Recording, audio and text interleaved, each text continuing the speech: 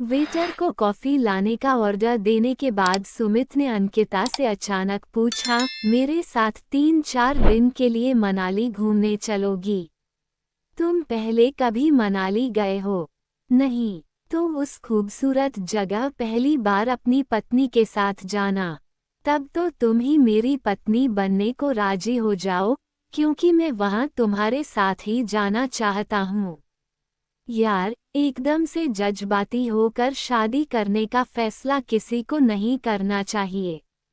सुमित उसका हाथ पकड़कर उत्साहित लहजे में बोला, देखो, तुम्हारा साथ मुझे इतनी खुशी देता है कि वक्त के गुजरने का पता ही नहीं चलता। ये गारंटी मेरी रही कि हम शादी करके बहुत खुश रहेंगे। उसके उत्साह से प्रभावित हुए बिना अंकिता संजीदा लहजे में बोली, शादी के लिए हाँ या ना करने से पहले मैं तुम्हें आज अपनी पर्सनल लाइफ के बारे में कुछ बातें बताना चाहती हूँ, सुमित। सुमित आत्मविश्वास से भरी आवाज में बोला, तुम जो बताओगी उससे मेरे फैसले पर कोई असर पड़ने वाला नहीं है। फिर भी तुम मेरी बात सुनो। जब मैं 15 साल की थी, तब मेरे मम्मी पापा के बीच तलाक हो गया था।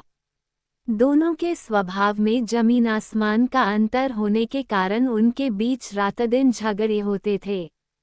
तलाक के 2 साल बाद पापा ने दूसरी शादी कर ली। ढेर सारी दौलत कमाने की इच्छुक मेरी माँ ने अपना ब्यूटी पार्लर खोल लिया। आज वे इतनी अमीर हो गई हैं कि समाज की परवाह किए बिना हर 2-3 साल बाद अपना प्रेमी बदल लेती हैं। हमारे जानकार लोग उन दोनों को इज्जत की नज़रों से नहीं देखते हैं। अंकिता उसकी प्रतिक्रिया जानने के लिए रुकी हुई है। ये देखकर सुमित ने गंभीर लहजे में जवाब दिया, मैं मानता हूँ कि हर इंसान को अपने हिसाब से अपनी जिंदगी के फैसले करने का अधिकार होना ही चाहिए। तलाक लेने के बजाय रात दिन लड़कर अपनी अपनी जिंदगी बर्बाद करने का भी तो उन दोनों के लिए कोई औचित्य नहीं था। खुश रहने के लिए उन्होंने जो रास्ता चुना, वह सबको स्वीकार करना चाहिए। क्या तुम सचमुच ऐसी सोच रखते हो या मुझे खुश करने के लिए ऐसा बोल रहे हो? झूठ बोलना मेरी आदत नहीं है, अंकिता। गुड। तो फिर शादी की बात आगे बढ़ाते हुए कॉफ़ी पीने के बाद मैं तुम्हें अपनी मम्मी से मिलाने ले चलती हूँ। मैं उन्हें इंटरव्यू देने के लिए बिल्कुल तैयार हूँ, सुमित बोला तो उसकी आंखों में उभरे प्रसन्नता के भाव पढ़कर अंकिता खुद को मुस्कुराने से नहीं रोक पाए। आधे घंटे बाद अंकिता सुमित को लेकर अपनी माँ सीमा के ब्यूटी पार्लर में पहुँच गई। आकर्षक व्यक्तित्व वाली सीमा सुमित से गले लगकर मिली और पूछा, क्या तुम इस बात से हैरान नजर आ रहे हो कि हम माँ बेटी की शक्लें आपस में बहुत मिलती हैं? आपने मेरी हैरानी का बिल्कुल ठीक कारण ढूंढा है, सुमित ने मुस्कुराते हुए जवाब दिया।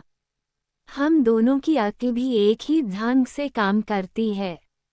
वह कैसे? हम दोनों ही जियो और जीने दो के सिद्धांत में विश्वास रखती हैं।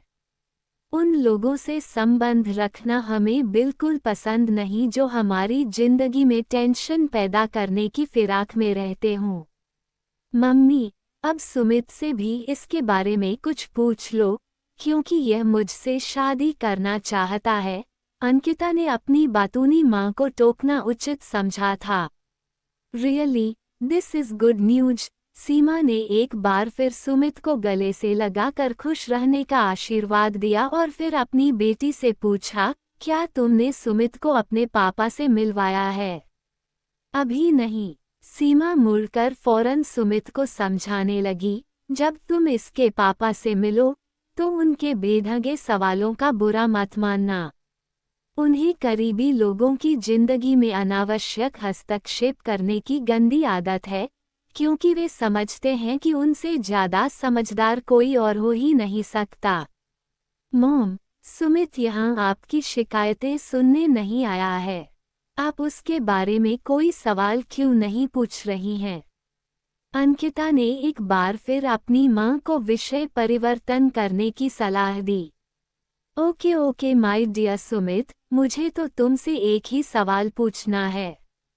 क्या तुम अंकिता के लिए अच्छे और विश्वसनीय जीवन साथी साबित होंगे? मुझे पूरा विश्वास है कि शादी के बाद हम बहुत खुश रहेंगे, सुमित ने बेझिझक जवाब दिया। मैं नहीं चाहती कि अंकिता मेरी तरह जीवन साथी का चुनाव करने में गलती करे। मेरी सलाह तो यही है कि तुम दोनों शादी करने का फैसला जल्दबाजी में मत करना। एक दूसरे को अच्छी तरह से समझने के बाद अगर तुम दोनों शादी करने का फैसला करते हो, तो सुखी विवाहित जीवन के लिए मेरा आशीर्वाद तुम दोनों को जरूर मिलेगा। Thank you, aunty. मैं तो बस अंकिता की हाँ का इंतजार कर रहा हूँ। गुड, प्लीज डोंट माइंड, पर इस वक्त मैं ज़रा जल्दी में हूँ। मैंने एक खास क्लाइंट को उसका ब्राइडल मेकअप करने के लिए अपॉइंटमेंट दे रखा है। तुम दोनों से फुर्सत से मिलने का कार्यक्रम मैं जल्दी बनाती हूँ। सीमा ने बारी बारी दोनों को प्यार से गले लगाया और फिर तेज चाल से चलती हुई पार्लर के अंदरूनी हिस्से में चली गई। बाहर आकर सुमित सीमा से हुई मुलाकात के बारे में चर्चा करना चाहता था, पर अंकिता ने उसे रोकते हुए कहा, मैं लगे हाथ अपने पापा को भी तुम्हारे बारे में बताने जा रही हूँ। मेरे फोन का स्पीकर ऑन है। हमारे बीच कैसे संबंध हैं, ये समझने के लिए तुम हमारी बातें ध्यान से सुनो, प्लीज। अंकिता ने अपने पापा को सुमित का परिचय देने के बाद जब उसके साथ शादी करने की इच्छा के बारे में बताया, तो उन्होंने गंभीर लहजे में कहा, तुम सुमित को कल शाम घर ले आओ। जरा सोच समझकर हमें घर आने का न्योता दो, पापा। आप मेरी जिंदगी में दिलचस्पी ले रहे हैं, ये देखकर आपकी दूसरी वाइफ नाराज तो नहीं होंगी ना? अंकिता के व्यंग्य से तिलमिलाए उसके पापा ने भी तीखे लहजे में कहा, तुम बिल्कुल अपनी माँ जैसी बददिमाग हो गई हो और उसी के जैसे वाहियात लहजे में बातें भी करती हो। पिता होने के नाते मैं तुमसे दूर नहीं हो सकता, वरना तुम्हारा बात करने का ढंग मुझे बिल्कुल पसंद नहीं है। आप दूर जाने की बात मत करिए, क्योंकि आपकी सेकंड वाइफ ने आपको मुझसे पहले ही बहुत दूर कर दिया है। देखो, ये चेतावनी मैं तुम्हें अभी दे रहा हूँ कि कल शाम तुम उसके साथ तमीज से पेश। मैं कल आपके घर नहीं आ रही हूँ। सुमित को किसी और दिन आपके ऑफिस ले आऊंगी। तुम बहुत ज्यादा जिद्दी और बददिमाग होती जा रही हो। थैंक यू एंड बाय पापा। चिढ़े अंदाज में ऐसा कहकर अंकिता ने फोन काट दिया था। अपने मूड को ठीक करने के लिए अंकिता ने पहले कुछ गहरी सांसें ली और फिर सुमित से पूछा, अब बताओ कि तुम्हें मेरे माता पिता कैसे लगे? क्या राय बनाई है तुमने उन दोनों के बारे में? अंकिता, मुझे उन दोनों के बारे में कोई भी राय बनाने की जरूरत महसूस नहीं हो रही है। तुम्हें उनसे जुड़कर रहना ही है और मैं उनके साथ हमेशा इज्जत से पेश आता रहूंगा। सुमित ने उसे अपनी राय बता दी। उसका जवाब सुन अंकिता खुश होकर बोली, तुम तो शायद दुनिया के सबसे ज्यादा समझदार इंसान निकलोगे। मुझे विश्वास होने लगा है कि हम शादी करके खुश रह सकेंगे, पर क्या? पर फिर भी मैं चाहूंगी कि तुम अपना फाइनल जवाब मुझे कल दो। ओके, कल कब और कहाँ मिलोगी? करने को बहुत सी बातें होंगी, इसलिए नेहरू पार्क में मिलते हैं। ओके। अगले दिन रविवार को दोनों नेहरू पार्क में मिले। सुमित की आंखों में तनाव के भाव पढ़कर अंकिता ने मजाकिया लहजे में कहा, यार, इतनी ज्यादा टेंशन लेने की जरूरत नहीं है। तुम मुझसे शादी नहीं कर सकते हो, अपना यह फैसला बताने से तुम घबराओ मत। उसके मजाक को नजरअंदाज करते हुए सुमित गंभीर लहजे में बोला, कल रात को किसी लड़की ने मुझे फोन कर राजीव के बारे में बताया है। ये तो उसने अच्छा काम किया, नहीं तो आज मैं खुद ही तुम्हें उसके बारे में बताने वाली थी। अंकिता ने बिना विचलित हुए जवाब दिया। क्या तुम उसके बहुत ज्यादा करीब थी? हाँ, तुम दोनों एक दूसरे से दूर क्यों हो गए? उसका दिल मुझसे भर गया, उसके जीवन में दूसरी लड़की आ गई थी। क्या तुम उसके साथ शिमला घूमने गई थी? हाँ। क्या तुम वहाँ उसके साथ एक ही कमरे में रुकी थी? उसकी आंखों में देखते हुए अंकिता ने दृढ़ लहजे में जवाब दिया, रुके तो हम अलग अलग कमरों में थे, पर मैंने 2 रातें उसके कमरे में ही गुजारी थीं। उसका जवाब सुनकर सुमित को एकदम झटका लगा। अपने आंतरिक तनाव से परेशान हो वह दोनों हाथों से अपनी कनपट्टियां मसलने लगा। मैं तुमसे इस वक्त झूठ नहीं बोलूंगी सुमित, क्योंकि तुमसे, अपने भावी जीवन साथी से अपने अतीत को छिपा कर रखना बहुत गलत होगा। मेरी समझ में नहीं आ रहा है कि मैं क्या कहूँ। मैं तुम्हें बहुत चाहता हूँ, तुमसे शादी करना चाहता हूँ, पर मैं अच्छी तरह से समझ सकती हूँ कि तुम्हारे मन में इस वक्त क्या चल रहा है, सुमित। अच्छा यही रहेगा कि इस मामले में तुम पहले मेरी बात ध्यान से सुनो। मैं खुद नहीं चाहती हूँ कि तुम जल्दबाजी में मुझसे शादी करने का फैसला करो। बहुत दुखी और परेशान नजर आ रहे सुमित ने अपना सारा ध्यान अंकिता पर केंद्रित कर दिया।